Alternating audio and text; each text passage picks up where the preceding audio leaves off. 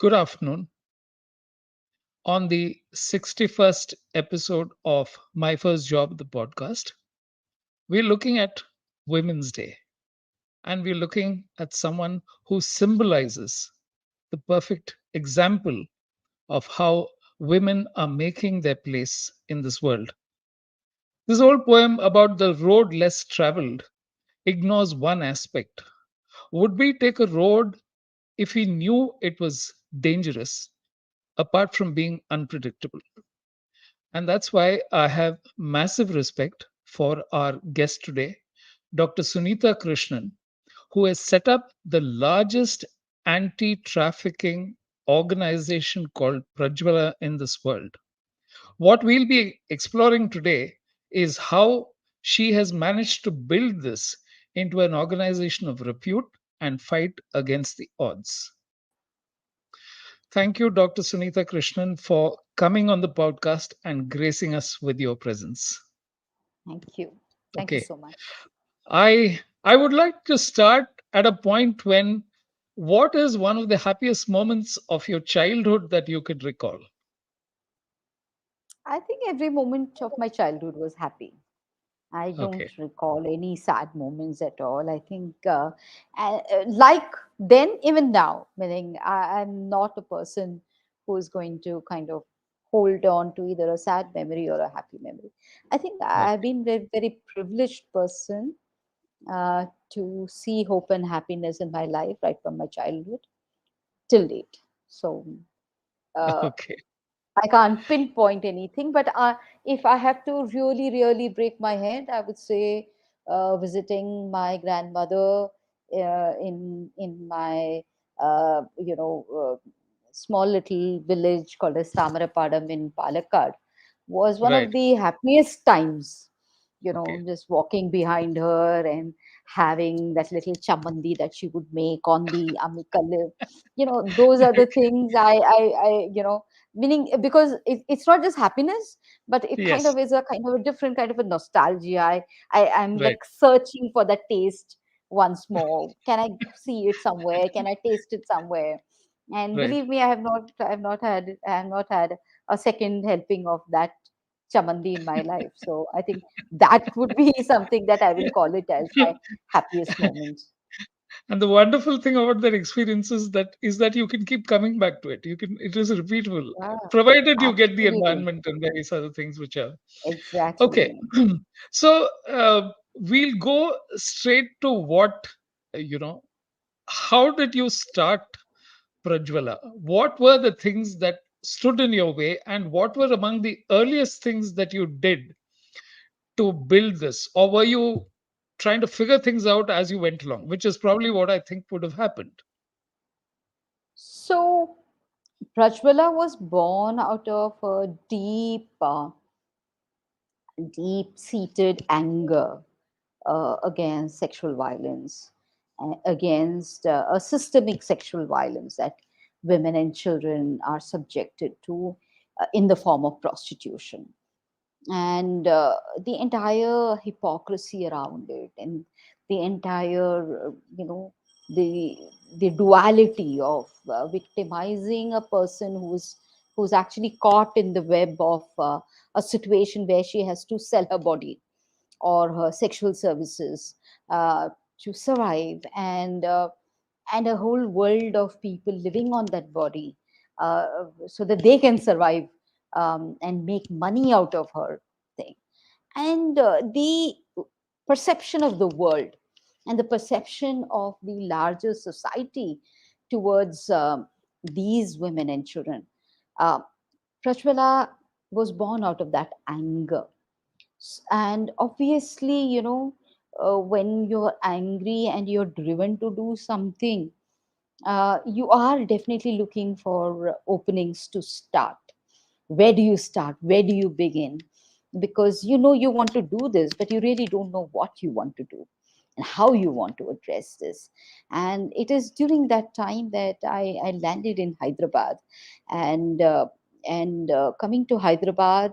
My parents live in Bangalore, so I moved to Hyderabad under certain circumstances, and it is At the same time, at the coincidence that there was a red light area here in Hyderabad, which was just opposite to the High Court of Hyderabad, and that got evicted. And suddenly things changed. A whole world of women who were in living in sex slavery were forced and evicted out of that situation in a manner which was not very okay. In fact, in a manner which was very ugly, because the people who were evicting had no clue what they're going to do with these women after that. They had Right. no clue what is the next thing that is going to happen. So they just uprooted them and threw them in the jail, threw them in shelter homes and all that stuff. Obviously, all this came to, uh, you know, because of two things had triggered this whole thing. Right. One was a public interest litigation that was filed by the locals of that area, who said that these women are spoiling the, the place, and they're giving a bad name to the place. And so Right. the High Court of Andhra Pradesh at the time took a decision to, order for an eviction. Now the government, the police, had no clue what are they going to do with these women. They just Right. followed the orders blindly and just removed these people and threw them outside, threw them Okay. in the jail and some other place. It's during that time that I entered the scene, and I started engaging with the women, started talking to them on what exactly will help them. And all of them unanimously said the same thing again and again, repeatedly in multiple ways. Just forget about us. Do something for our children. If there is something you can do for our children, that is be the greatest support that we can do. Okay. Now, during that time, I have no clue what can we do for the children. But I knew that we could do something very significant. And I had met a friend of mine at that time, Brother Jose Vetikatu, who came from a very, missionary background. He was a brother, in the missionaries of Saint Gabriel's or the Montfort brothers, a very Right. very a well-known Catholic missionary organization. And he and I were very great friends. And he kept telling me that whenever you do something for these people, I will join you. So I remember going back to him and telling him, listen, these women said we should do something for their children, and so let's do something. So I did not kind of predict his response, and it was rather shocking that he did not respond very favorably. He said, Okay. "So what the hell do you think about yourself? Do you think you're a savior? You're not some kind of Jesus Christ who's come to save the world. How can they just throw their children on our head?" So I was taken aback and I said, listen, this is, I mean, I was driven that I had to do Right. something for this segment of the society. And here is a person who said that he will join me in that endeavor. And now he's asking me such questions. And for me, it was like, these women have lost everything. They are in a situation where they cannot do anything for their children. They're helpless, they're optionless, and therefore we are the privileged ones, and we have to actually go and do something. We have to be the ones who are doing. He says, no, whatever has to be done in partnership. They have to take responsibility too. They can't just throw the responsibility on your head. Yeah. And I kind of did not like that conversation, and I really had a very serious fight with him, and so much so that I stopped talking to him for the next few days. But then I had to go back to the women. I had to go and speak because I was the person who was engaging with them. So 3 days later, I went back to the women, uh, and you must remember that I'm in a very hostile zone with my own friend, and I'm like now alone handling this entire situation. 3 days back, I had at least a sense of ki, oh, I have somebody who's joining me to start something. And here he was like in the most resistant mode. So I went Right. back to the women. I said, listen, we are ready to do something for you, provided you take your responsibility. We are not going to just You can't abdicate your responsibility and throw it on us.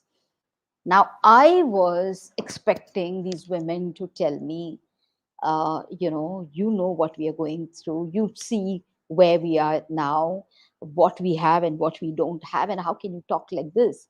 Meaning, you were the one who came asking that you wanted to help. Now, why are you talking this language? This is what I expected these women to say. But to my utter shock, an absolute utter shock, they said, there was a little pin drop silence. And I still remember that scene so vividly in my mind. There's an absolute silence, and then suddenly everybody started talking, and there was a lot of shuffling happening, and I couldn't understand for the hell of it, what are they, uh, you know, Discussing. aiming at and discussing. And then they said, "What do you think? Why would we abdicate our responsibility? We will, partner with you to do something for our children." And I'm like completely dazed. I'm like, oh my God, this is not something that I expected. And suddenly, out of the blue, all of them were doing all kinds of stuff. And then I realized they are just removing things from their body. Somebody is removing her anklet, somebody is removing her earrings, somebody is removing something else, and everything comes in the middle. He says, "This is our contribution."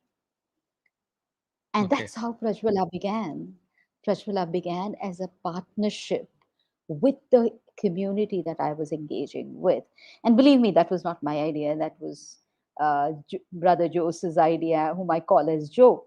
So Joe was the person who put in the idea of partnership. So Prajwala began as a partnership for the children of women in prostitution, as a Okay. means to you know prevent them from getting into the space of prostitution.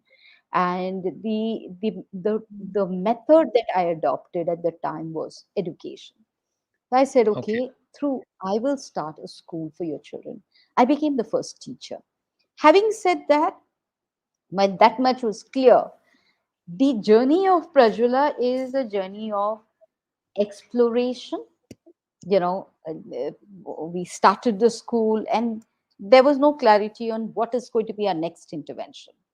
you know Right. so school was the beginning, and I became the first teacher. And then once we started evolving into some shape in terms of getting more staff, and the education program becoming very, very successful, that is when I started having very mindful conversations with the women and talking to them about how do they feel when their children came to school and had children of the same age prostituting with them on the street.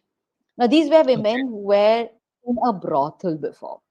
And brothel, I don't know, Venu, whether you can visualize a brothel in a red light area.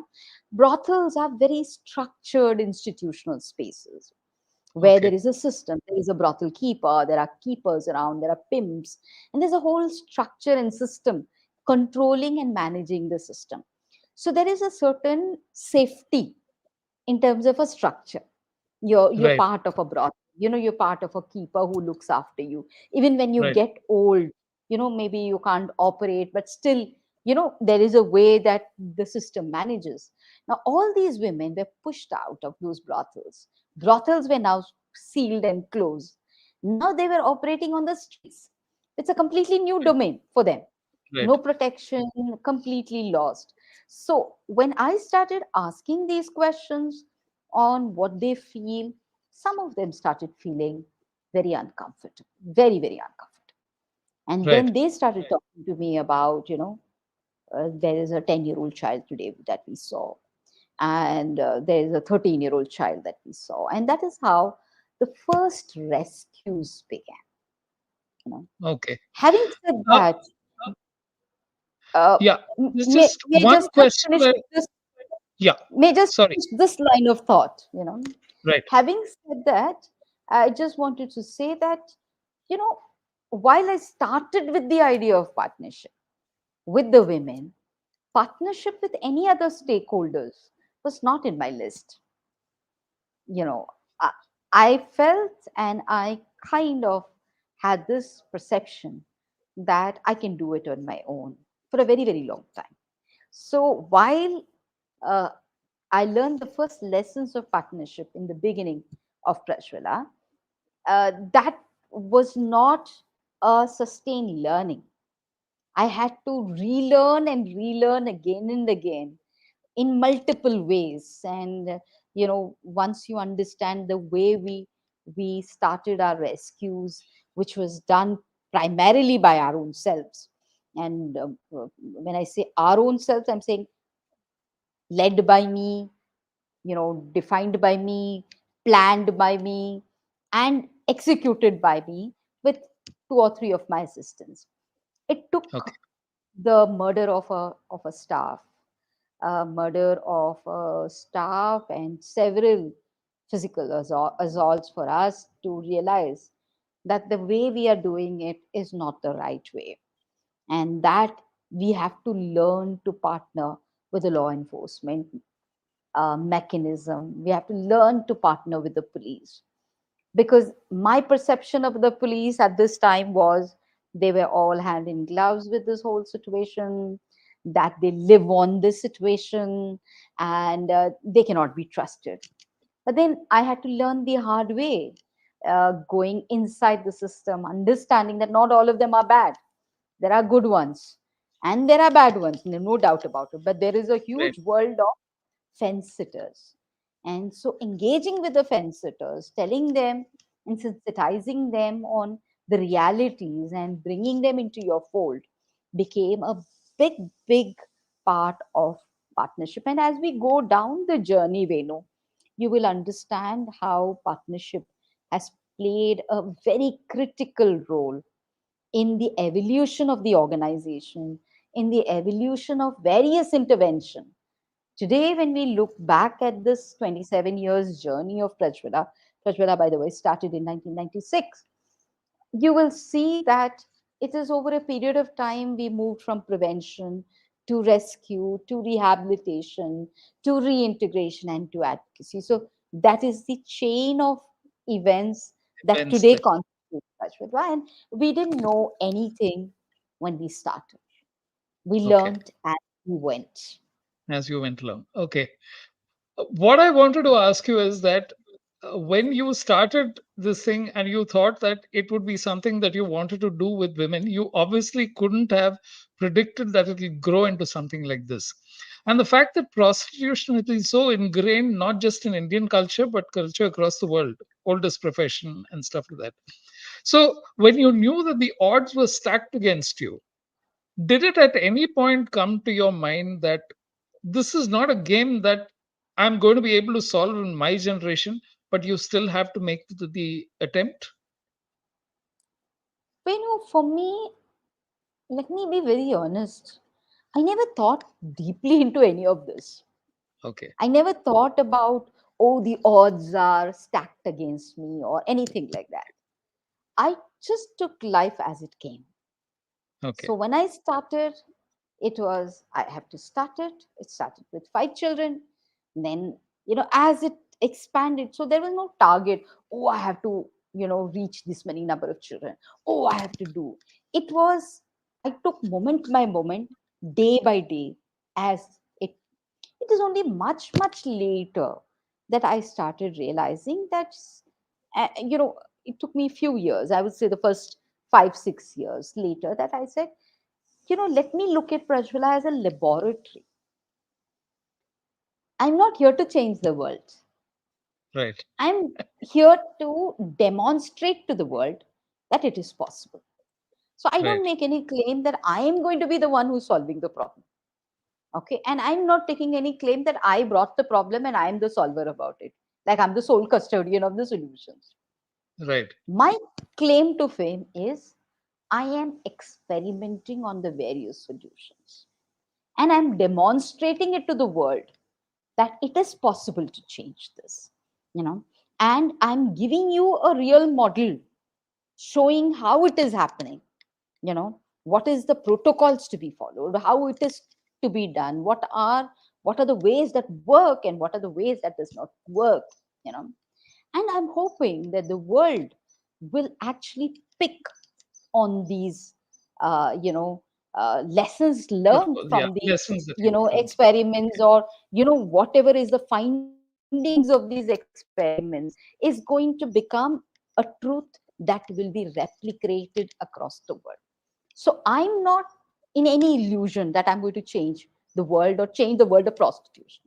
But I have one clarity, that I'm going to go to my grave with a clear message to the world that today prostitution is not a necessary evil.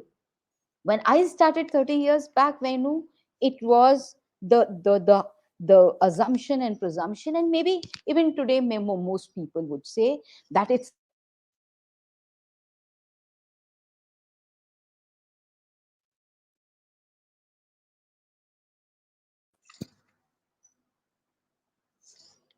I Yeah. am disapproving that reality, and I'm saying no, there is another reality, you know.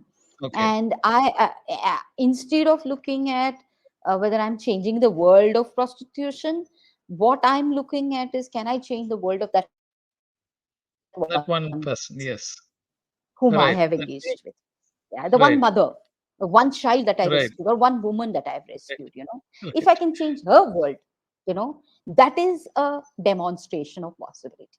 So I'm here Right. to give you a demonstration of possibilities, so that Right. you can never tell in your lifetime that "Arey, this does not happen. No, how can it happen? So let us live Right. with this evil. you know Right. you don't Okay. need to tolerate this evil, yeah. So, so what was the first step? You said you had five girls who you started out with. What did you start doing with them? So it was an education program, Okay. and we started a school. Today we have more than 9 schools, and we have already educated more than 15,000 children and prevented each one of them from being inducted into prostitution. So it was basically a learning center, Okay. and which prepared them for mainstream education. So we don't Okay. run schools, we run what we call it as a learning center. So the learning center has three components. One is today, what it is today. What it was 27 years back is totally different from what it Right. is today. Okay. Today, it has got an education center, it's got an open school, and it's got a vocational center. All these three contribute in creating a platform or an enabling environment for the child to gain better skills to enter into the mainstream world Okay. and come out of that potentially risky situation where you Okay. could be the first you know target of a trafficker or a pimp to put you into prostitution. you know. Okay. So, what was how did the police help? What were the lessons that you learned on how to make changes there? So, two, three things uh, I need to tell before we start there. See, police is an extension of us, of each Okay. one of us.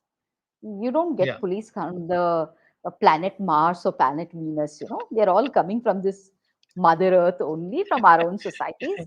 They Yeah. are our brothers, sisters, and things. So they carry the same prejudices, biases that all of us carry. And therefore, working with the police meant that if we as a society have decided that prostitution is a necessary evil and it cannot be changed, police also thought the same way. Okay. And therefore, this is ye to hai hi hai, chalta hai, these people are there, they will not change. If we as a society have very hypocritical understanding about how you look at a woman who is prostituting by stigmatizing her, Yeah. ostracizing her, the same thing is what this police guy also will do. you Right. know to her, she's a loose character. She is the one to be blamed and things like that. So working with the police meant, one, to challenge, confront, and help them change their basic attitude about the problem, which Okay. we it is all pervasive among us. you know Two was to tell them what exactly is the reality. What is how this whole process happened. How are women and children or young girls lured, cheated, forced into the situation? Give them, show them that reality. Show them also the damage that happens in this whole process. What happens to the mind of the person, the soul of the person, the body of the person, and actually sensitize them from a very right based, human rights based perspective, that here is a human being that you're talking about. The person whom you're throwing out is a is a jita jagta human being, it's a Right. person. And this person is a damaged person, is a traumatized person, badly bruised person who requires our help and support. And that's how we began working with the police. And the third aspect, working with the police, is then all these stories and bhashans, is good for a motivational speech. It works till there. But for a law enforcer, what works is, what is there in the law then? You Right. know, because he or she has to enforce the law. Right. So what is there within the law that is supposed to be his mandate or her mandate to do? So the third aspect is to connect and tell them how the law can be applied. So if there is a immoral traffic act, how do you apply it? How do you implement that? If there is a POXO act, if there is IPC, how do you act? So when you do these three things together, that is when police becomes a proactive force. you know Okay. Today I have been responsible to sensitize and train more than 200,000 policemen across the Wow. country, Wow. and they have become champions within the system. There are several of them who are leading rescue programs. So today you see a different kind of a policing that is happening. We have officers like Mr. Mahesh Bhagwat, who's an IPS officer, whom I take great pride in saying that I was one of the first person to tell him about this problem, and Okay. what is the plight of a victim and things like that. And today, his leadership has ensured not less than around 10,000 and more victims to be rescued. So if one police officer start that way, the person who has transformed from within, you know and they have the law in their hand, they have the framework of the law under which they work, and they have immunity provided to them within the law. uh, and when they work as a integrated system, as a holistic system, because then they handle the victims at one end, they handle the perpetrators at one another end, and then they handle the entire crime, this entire organized crime that is maintaining this problem. They handle that. So the problem that if I had to deal with it, I would only address one side of the problem. At the best, I will provide support to the victim. Right. The crime doesn't end there. But when you Right. work in partnership with the police, the crime is tackled from every end, where at one end there is deterrence coming in, which means the impunity of the doers, the perpetrators, and the predators is challenged, confronted, and plugged if possible. At another end, you are supporting victims, you know, which will ensure that the person will cooperate with the prosecution, which means again prevention, because more number of convictions will happen, more amount of fear will be generated, that okay, this business is not doesn't work, doesn't make business sense to get caught and go into the jail and sit there for 10 years and Right. things like that. Right. But most importantly, a sense of hope is generated for a victim to believe that justice is possible, that the wrongs done to her can be rectified. That is what working in partnership, not just with the police, Venu, but also with the judiciary and the prosecution. This is absolutely amazing. Now, in terms of the perpetrators, what gave you the courage to do things early on? Because I'm sure it wouldn't have been easy to take on established networks and then say that you're going to rescue someone. Because as far as they were concerned, the person needed to be made an example of to prevent it from spreading. Again, Venu, I think all of us come from different world visions, and we Right. all have different ways of looking at a certain thing. Now, Right. my DNA, or rather my personality framework, is that the word fear doesn't come into my thought Okay. process. uh, what you will look at as or somebody else will look at as a challenge, I would look at it as a verifiable indicator. Okay. Like the first time I got beaten up by the mafia, I was so thrilled. I was absolutely on top of the world. The reason Right. was, you know see, when you see you're working in a, say, a company, or a whatever job you're doing, you're a teacher, or you're an anchor, whichever job process, each one of us in our own vocation, Yeah. want some indicators to say that we are on the right track. So I have Right. achieved my target. How will I know, right? Like if I'm a teacher, I'm Right. teaching 20 children, how will I know that my teaching has had some great impact? Obviously only if the 20 children pass. Yeah. Suppose all the Do well. 20 Yes. children will fail, yeah, it's the teacher who's going to be blamed. Similarly, Yeah. I had also my indicators to tell me, this is how I will pass, this is how I will say that I have done a good job. And one of that was getting beaten up. So moment I Wow. got beaten up, it was like, oh my god, I've got Bharat Ratna. This is, I am on the right track.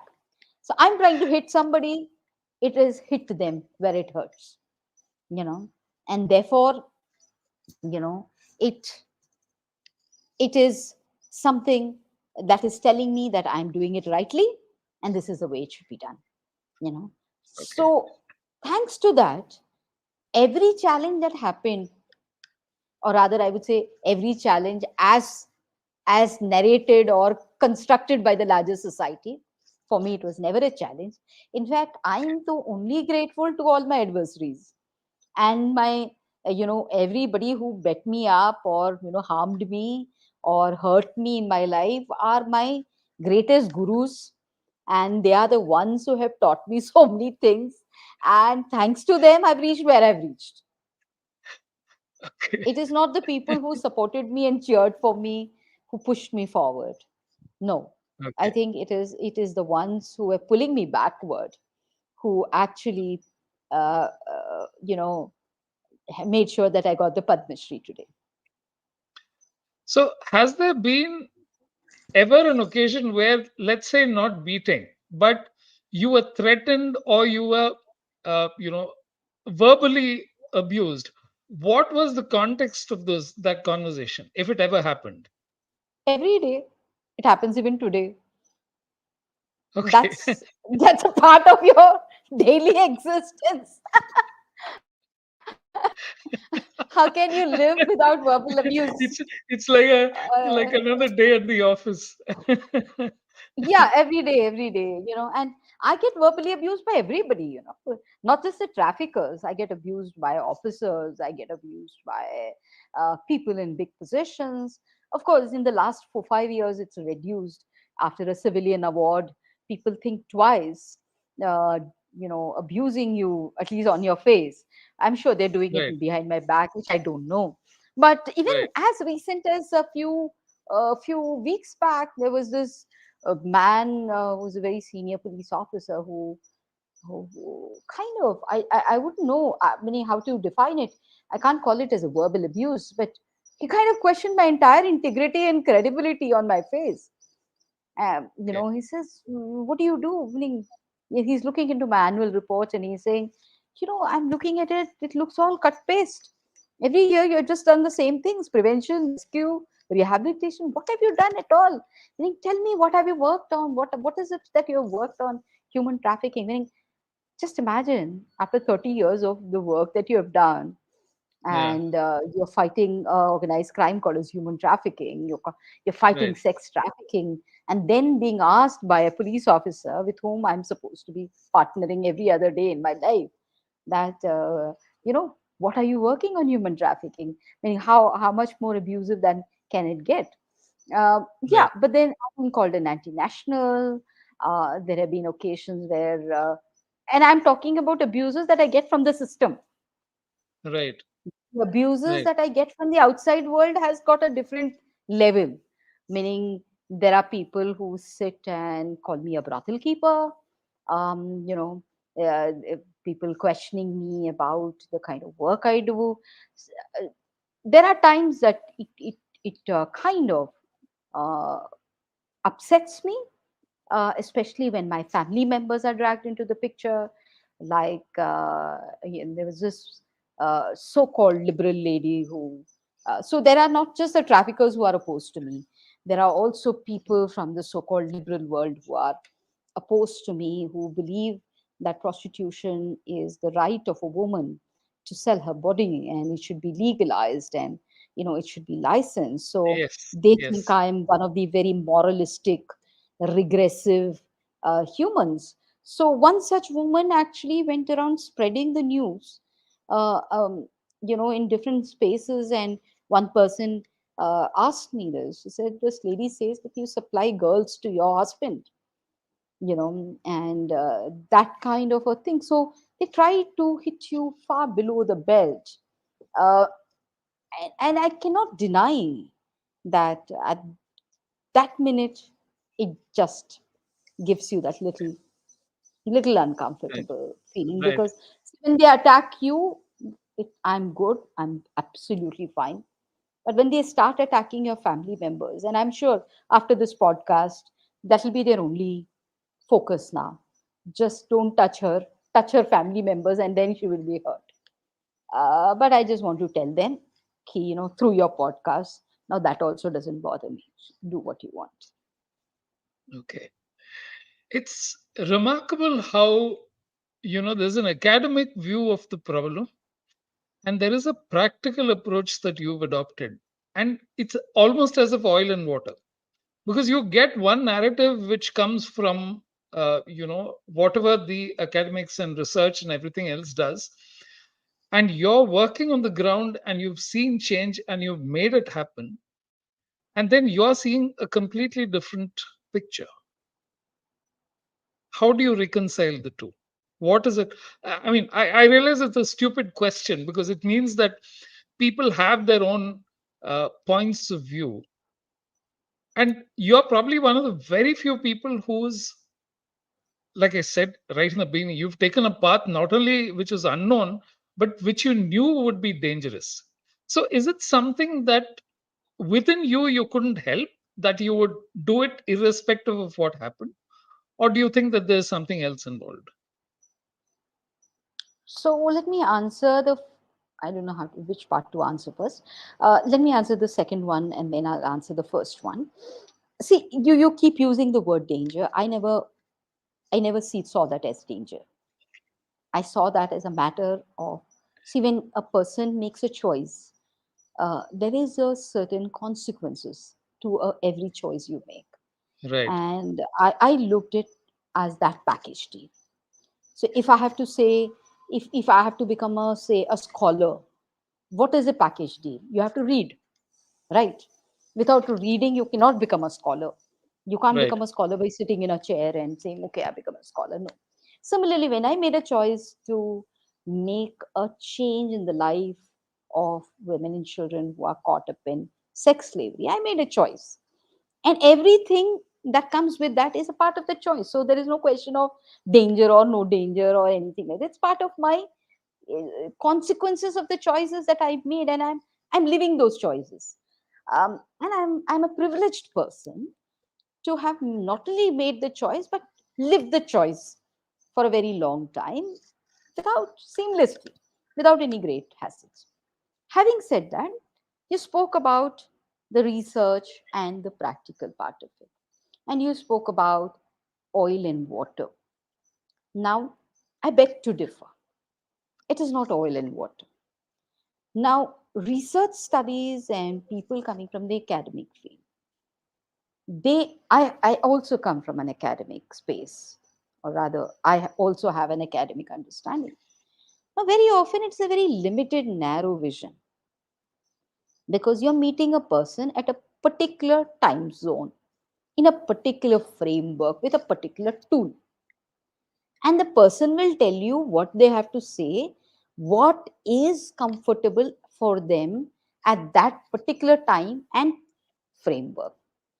Now, when you talk to a very deeply traumatized person who has, at the minimum, let us look at it this way, a human being who has been raped 10 times a day for weeks together, months together, years together, you're looking at her reality.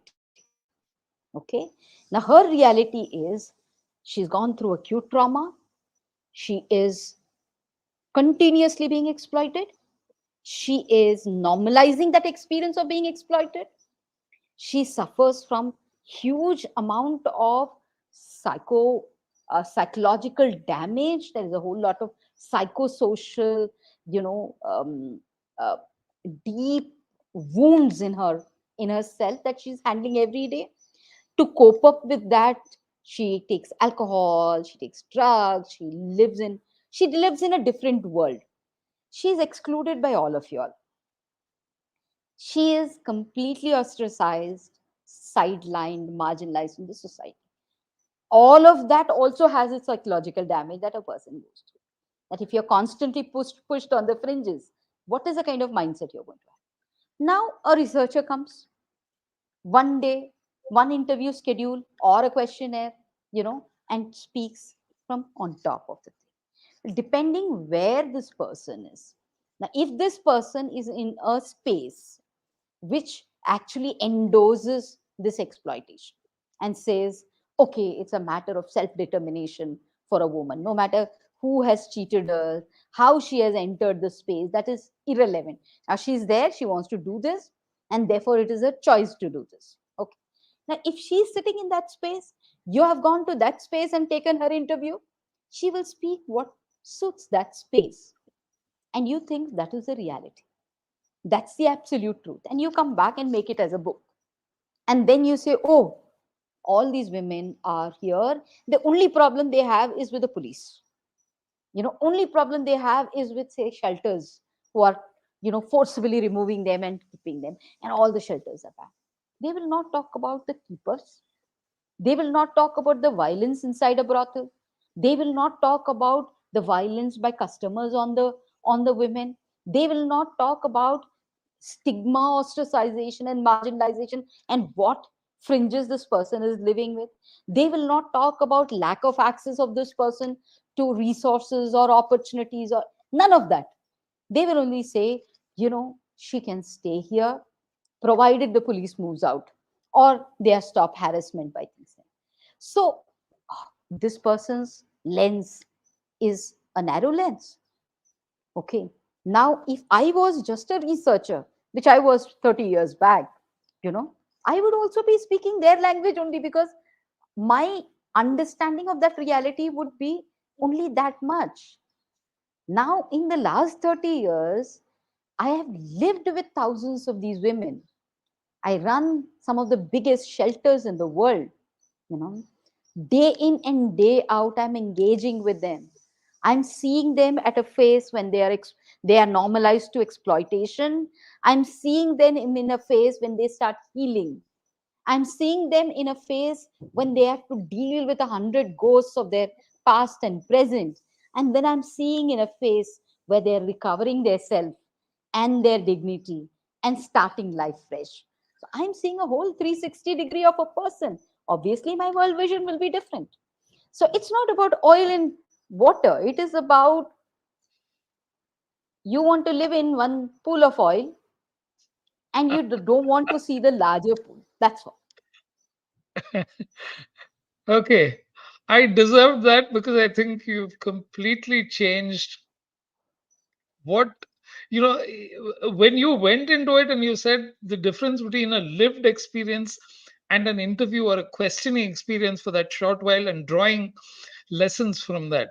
So let me come to some of the things. 30 years, the children that you first helped, what have they gone on to do? Oh my God. They are everywhere. They are doctors, they are engineers, they Wow. are in mass communication. There are a few of my girls who are working as camera women in big television channels. A whole lot of them working in different spaces, including graphic designers, gym trainers.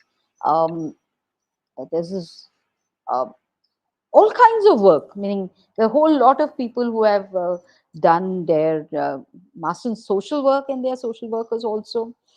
That's about the children. The adult women are doing another whole world of things. A huge number trained as bookbinders, carpenters, welders, masons, cab drivers.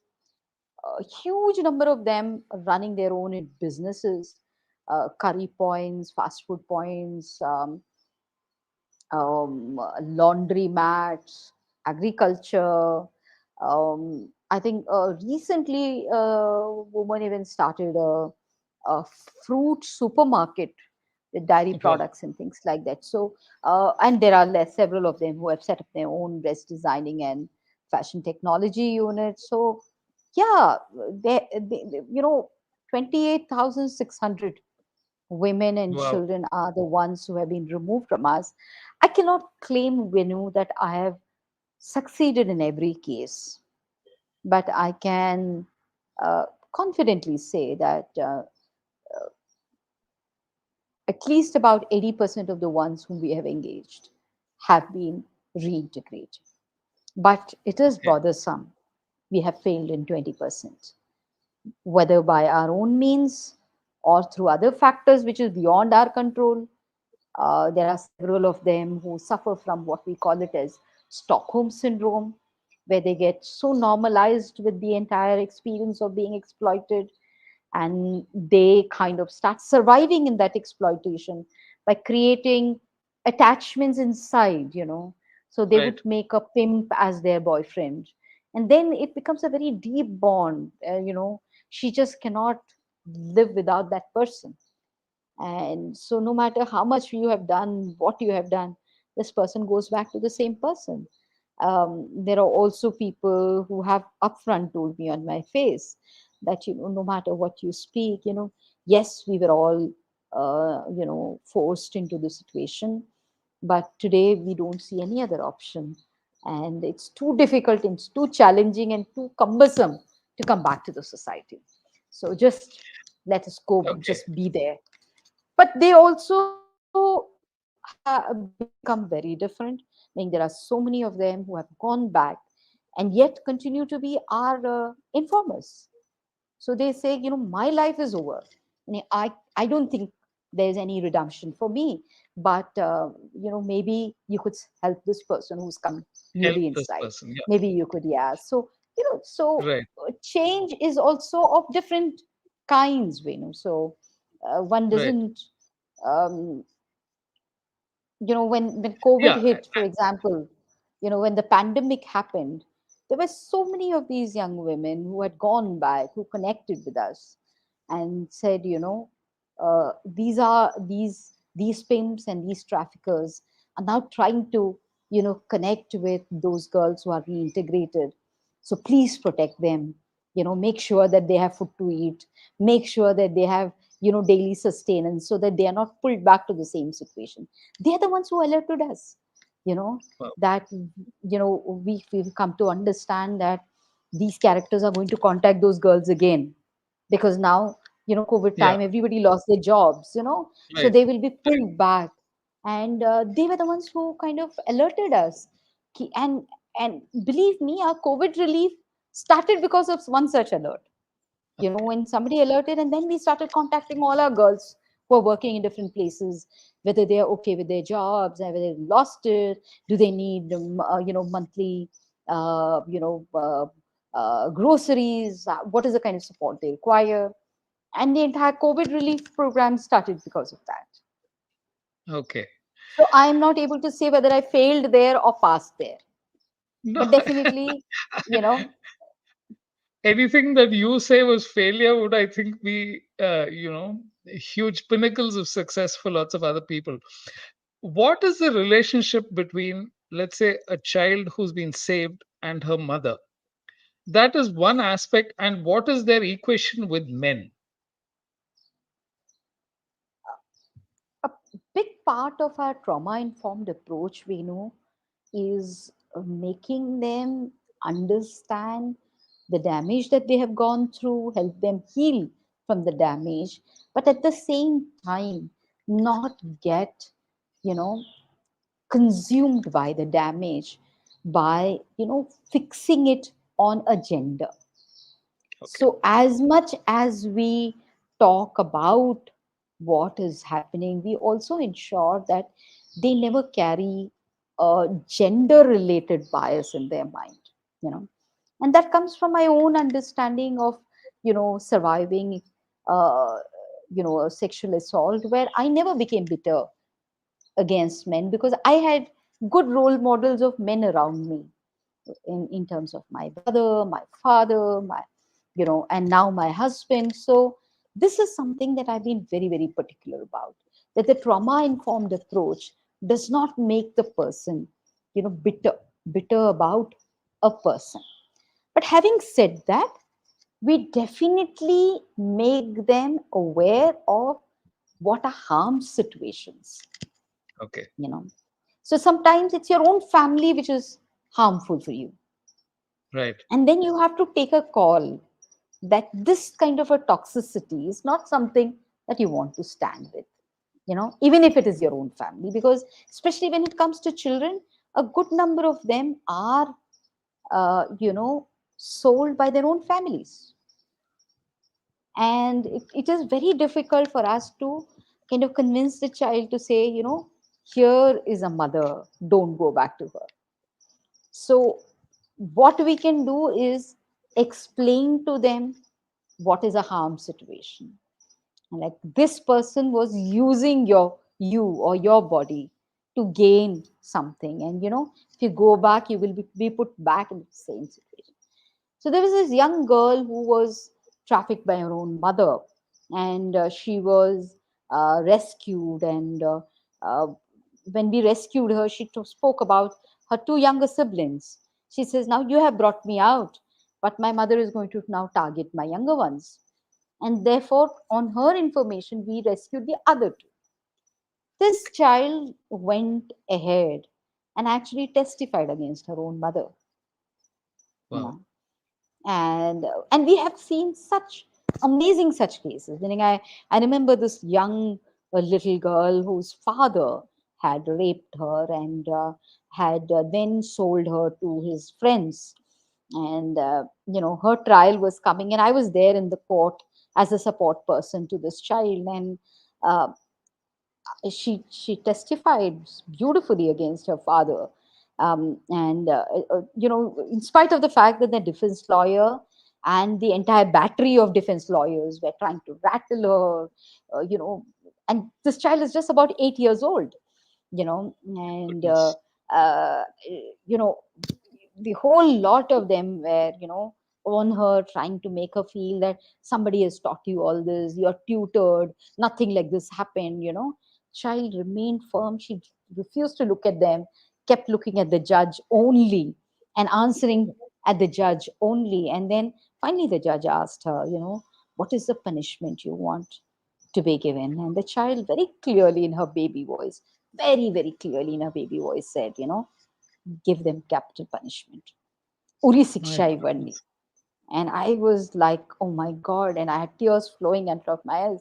And the girl continues, she doesn't stop there. She says, no father should, or any other's father should take, you know, should exploit their daughters or anybody's children this way.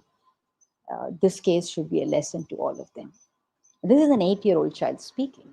So for that, I'm grateful for the kind of trauma informed approaches that we bring in, you know, which makes a person understand the harm being done on them and understand that these are the people who are perpetuating that harm, and therefore they have to be looked at it from that perspective. Wow.